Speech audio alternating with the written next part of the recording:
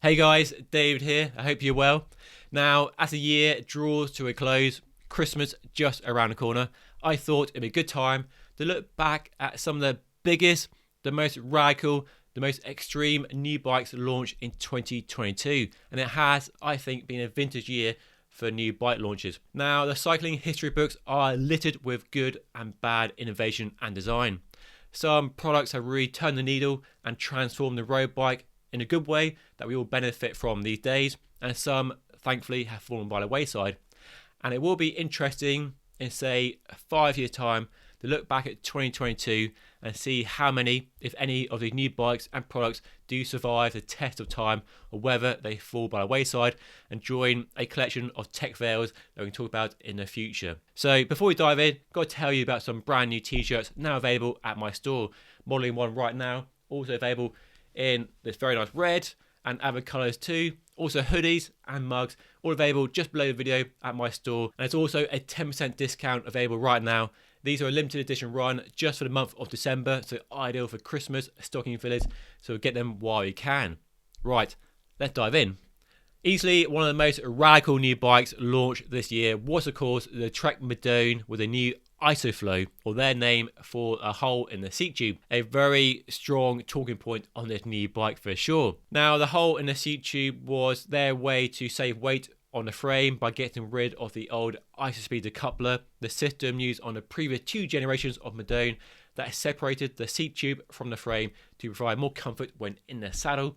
A feature first developed on the Domani endurance bike for races like Paris-Roubaix and the Tour of Flanders. So getting rid of that has saved a chunk of weight. And the ISOFlow is their way of repackaging that seat tube, top tube, seat post cluster of the frame. Despite getting rid of the ISOSpeed decoupler, they claim the compliance, the comfort in the saddle is about the same as the old bike. And they also made, and I think they've really ruffled lots of feathers on social media, a few claims around the aero benefits of the hole in the seat tube. But most people took offence to that claim because that part of the frame is really messy, turbulent air from the spinning legs in that part of the frame, and the aero savings, to be fair, were pretty small. And the biggest aero savings on the new Madone actually came from the brand new cockpit, a new one-piece handlebar and stem that way narrower than a normal setup. There were also concerns around structural durability of the design as well.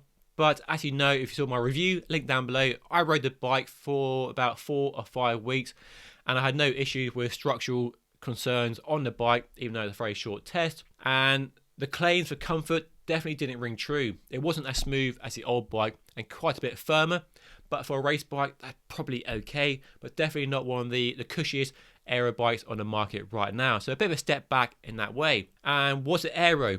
Well, I took it to a wind tunnel and did some testing with a giant TCR as a sort of control test bike. And while it's impossible to validate Trek's own aero claims and repeat their testing, I try to make my testing as real world as possible and as relatable as possible. So lower speeds, riding the hoods, because most of us ride in the hoods and not in the drops. And I was shocked and surprised the aero saving benefits of the Trek Madone platform compared to that giant TCR weren't as massive, weren't as big as I thought it'd be. Now you can see that video linked down below in case you want to see the full results of that aero testing. Still, regardless of how fast the bike is, it is a bike that looks damn cool and looks better in the flesh in my opinion.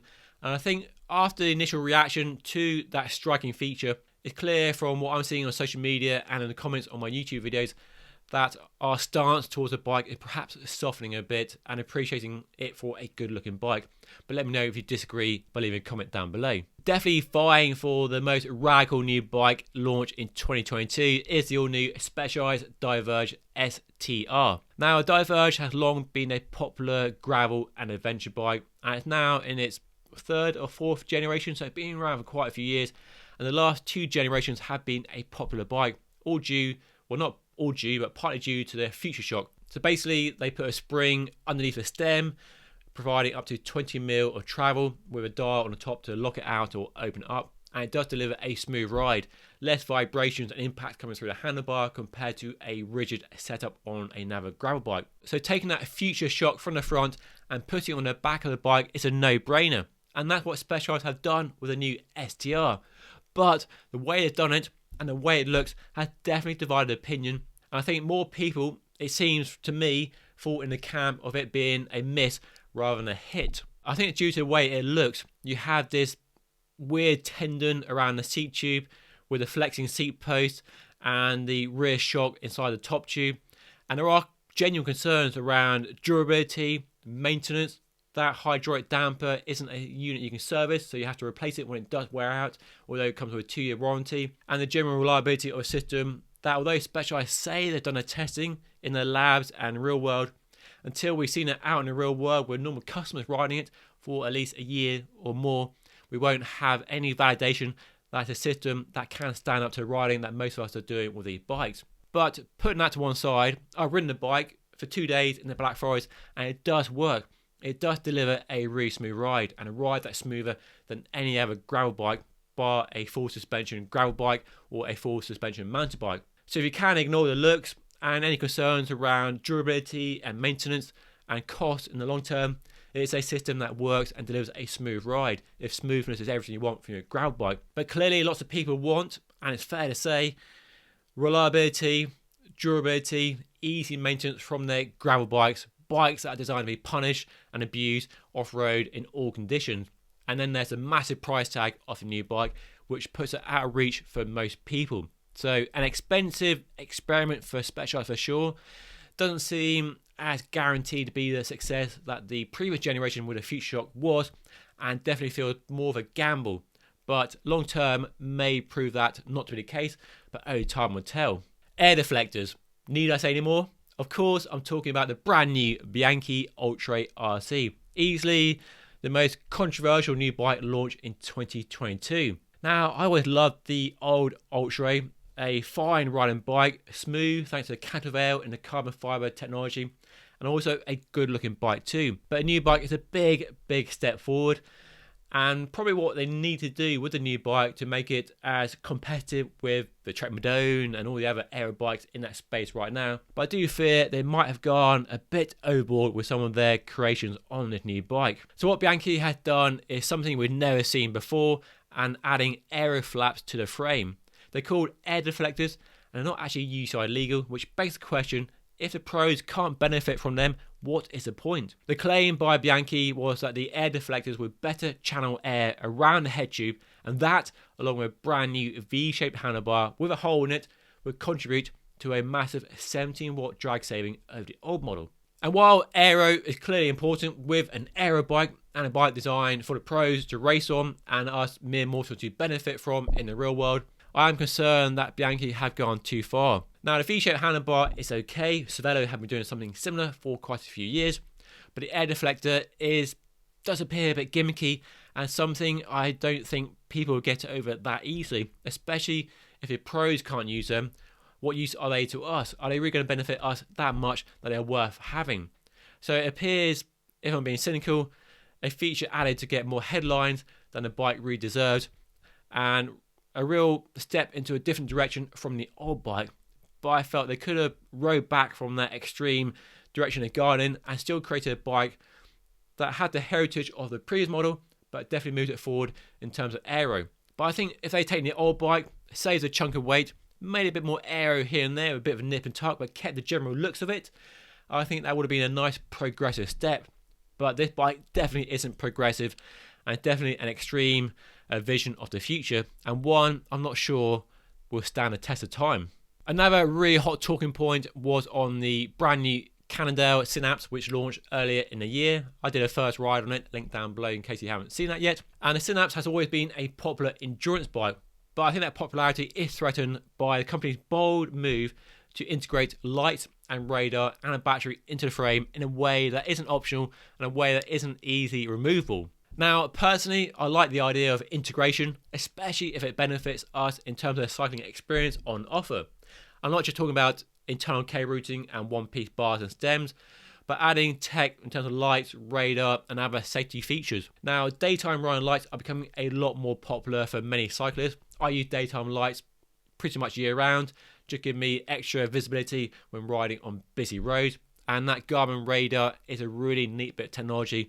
Once you used it, it's hard to go back to a normal rear light without a radar. But what's clear from the launch of the new bike and a reaction on social media and on my YouTube videos is we don't like having products forced onto us, especially lights and radar, where currently you add your own lights to your own bike from the vast array of light brands available to your small light, big light, whatever it is. You can spend as much or as little as you want. So the idea of having lights on the bike and radar isn't a bad one, but the way it's being forced on us with no option to change the lights or the radar is a step too far. And it's a shame that Cannondale haven't made it an optional extra or made a few models without this smart sense integrated into the bike, giving us more options to choose the bike naked, stripped of the lights and radar, and we can add our own lights and radar if we want to. And that's a shame because the new Synapse is an amazing bike.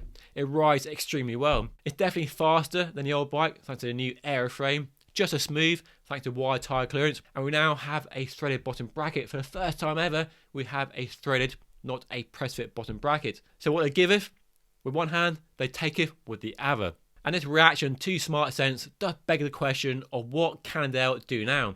Do they double down on the technology and make it even better and iron out some of the wrinkles with it? Or do they admit defeat and take it away? So next year, so 2024, because of the 2023 model now, will be interesting in terms of how many models have it or don't have it. Now, the new Enve Melee isn't the most radical new bike in terms of how it looks because, let's be honest, it looks like most other aero bikes on the market right now, which is no bad thing. But it is radical because here is a company, Enve, famous for wheels, also handlebars and other bits and bobs, making their first mass manufactured frame and really trying to go toe-to-toe with the likes of Specialized, Trek and Cannondale. Even though Enve probably have much smaller ambitions in terms of units being sold per year compared to big companies, they are going toe-to-toe in terms of their offering an aero bike with aero wheels and modern looks.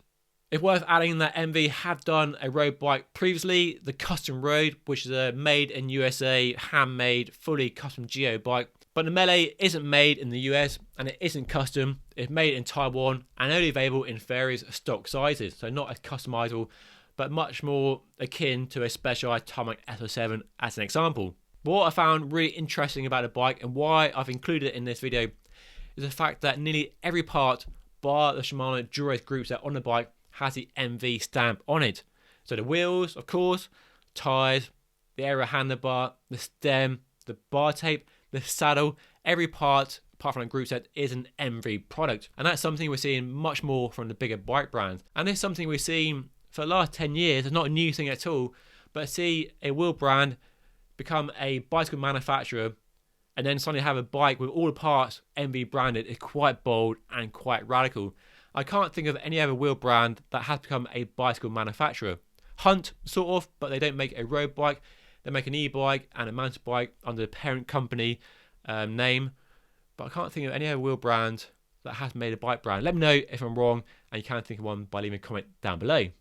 If you're a fan of the traditional, then the new Colnago C68 was definitely a shock. Still a lug and tube construction like the old bike going back to the 90s, but definitely ushered in a very modern, very sleek, very aero new look. So that's quite radical. A once very traditional, very classic looking bike given a very modern makeover, and definitely met quite a mixed reaction when it first launched. And also radical was the fact they launched a version with 3D printed titanium lugs, which not only pushed the price up to another bracket, but also gave us a first custom C-Series available. So lots of radical stuff going on, but then also lurking in the press release and something we're not seeing more details on yet is the fact the new C68 is available not just as a road bike version, it's always been a race bike at heart. It's also going to be available as an all-road version, so a fatter tyre version, and also a gravel bike version as well. And that is very, very interesting and very risky as well, because the C-Series is a classic road bike. So will the customer base for that bike take to a gravel and an all-road version? I see all-road being a popular move.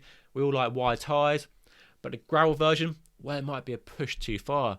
But like I said earlier, we haven't seen it in the flesh yet. No more details on it yet. So hopefully we'll see something in 2023 and see whether it's a good thing or a bad thing.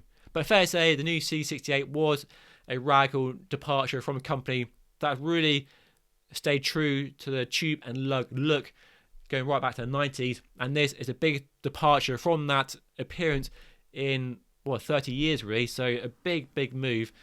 Luckily, it rides amazingly well, as you know if you see my video, first ride, link down below in case you missed it, and there is a full review on the bike coming very soon. But which of these bikes tickle your fancy or really got you angry? Let me know by leaving a comment down below. And let me know which bikes have been launched in 2022 you thought I should have included by leaving a comment down below as well.